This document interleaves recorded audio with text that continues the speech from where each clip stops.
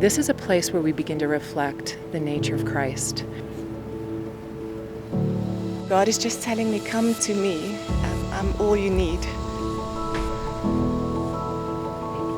We live in the reality that there are hurting people around us. And it's wonderful to just intercede for them during the climb.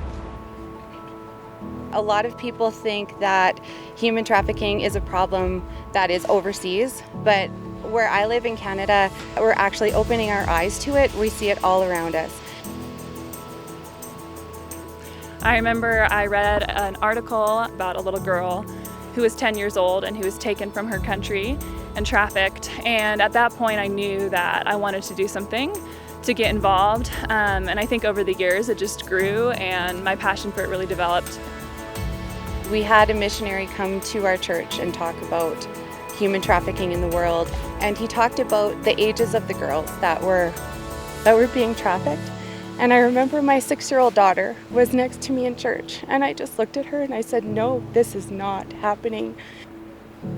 The human trafficking is really impacting the people we are working with, and it destroys families and all the society. And now it's really a big issue in Moldova. We do the same work for the God's kingdom, and just help the women to not be ashamed of what happened in their lives, and help them to integrate into society and to be better than they were yesterday. I think when you go to see the projects, it puts the whole Freedom Climb together, because you see what the funds that you're raising are being used for, and you see the lives being changed, and to me that's what it's all about. God meets you on the mountain. He gives you messages and beautiful images and stories just for you, and these women come out of it empowered and changed. And I had pressed upon my heart a deep sense of waiting on the promise of God.